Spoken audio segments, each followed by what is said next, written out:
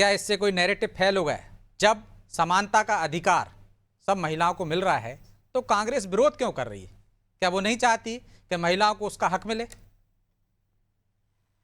ब्रजेश जी, कांग्रेस का कौन सा नैरेटिव फेल हो गया? नैरेटिव बिल्डिंग तो यूसीसी के माध्यम से भारतीय जनता पार्टी कर रही थी। जब इनके नेता कभी कहते हैं कि 5 बीवी 25 बच्चे नहीं चलेंगे, और कभी इनके नेता कहते हैं कि अगर राम एक शादी करेंगे तो रहीम भी एक शादी करेंगे।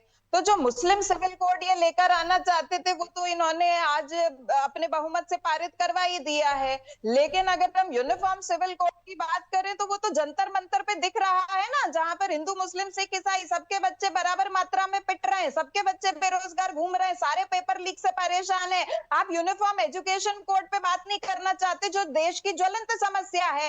आज कोई आपसे यूनिफॉर्म सिविल कोड पर बात नहीं कर रहा। देश के कोने कोने में आज छात्र सड़कों पर उतरे हुए हैं। इन सभी जरूरी मुद्दों से ध्यान भटकाने के लिए आप यूनिफॉर्म सिविल कोड पे बात करना चाहते हैं। जनता कह रही है शिक्षा पे बात करिए, लेकिन आपको लिव इन रिलेशनशिप के ऊपर बात करनी है। और जहां तक बात है कि आप कोई सोशल रिफॉर्म बिल लाना भी चाहते थे तो ब्रजेश जी, कांग्रेस भी एक हिंदू बिल कोड लेकर आई थी, लेकिन वर्षों तक संसद में उसके ऊपर बहस हुई थी।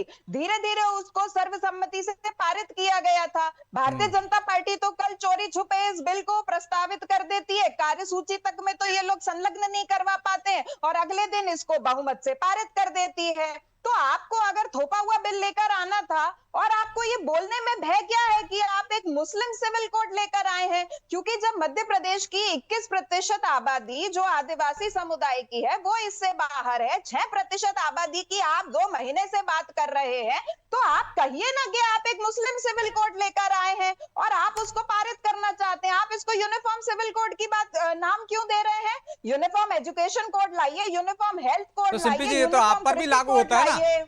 आप क्यों नहीं कहते हैं कि साहब मुसलमानों के खिलाफ है ये? सीधे सीधे आप उसके प्रावधानों पे बात करते हैं, आप उसके लागू होने की प्रक्रिया पर बात करते हैं, आप दूसरी चीजों पर बात करते हैं, शिक्षा पे बात करते हैं, बेरोजगारी पे बात करते हैं। लेकिन इस बिल में यदि खामी है तो डंके की चोट पे करिए ना कि मुसलमानों के खिलाफ है। जो आरिफ मसूद धरने पे बैठे हैं वहां पे कांग्रेस के तमाम नेता जाकर धरना दें, क्यों नहीं बोल पा रहे हैं? तो आपको किसका डर है? ब्रिजेश जी, कांग्रेस को कहां डर है?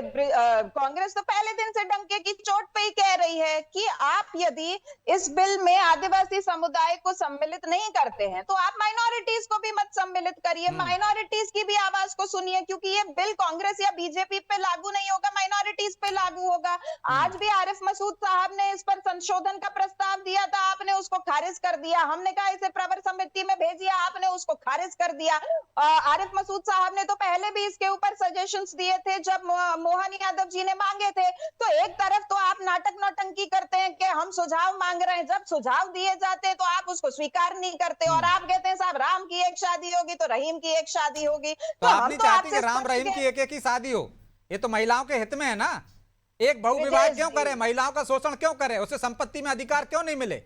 ब्रिजेश जी, क्या आप नहीं चाहते कि इसको मुस्लिम सिविल कोड कहा जाए? आप क्यों कह रहे हैं कि ये यूनिफॉर्म सिविल कोड है? तो ये भी तो नाम बता बदलने से दीजिए क्या, नाम बदल देंगे तो आप सहमत हैं? नहीं ब्रिजेश जी, नाम बदल देंगे तो क्या भारतीय जनता पार्टी सहमत हो जाएगी? यूनिफॉर्म सिविल कोड के अंदर जब नहीं तो यूनिफॉर्मिटी सिंपी नहीं जी, है तो इसमें जो प्रदेश की सामाजिक बहनों का बुराइयां न्याय हैं वही तो कैसे दूर हो रही होगा? हैं। बाकी की धार्मिक पहचान हाँ को कोई खतरा नहीं है, संस्कृति ब्रिजेश पहचान जी, को कोई खतरा नहीं है। आप जैसे धार्मिक पूजा पद्धति करते हैं वो करते रहिए, लेकिन महिलाओं को अधिकार मिलेगा, अच्छी बात है। महिलाओं को हक ब्रिजेश मिलेगा, 3 तलाक नहीं होगा, ब्रिजेश जी, शोषण नहीं होगा, तो क्या बुराई है? ब्रिजेश महिलाओं जी, के नाते तो बोल ब्रिजेश जी, सकती हैं आप।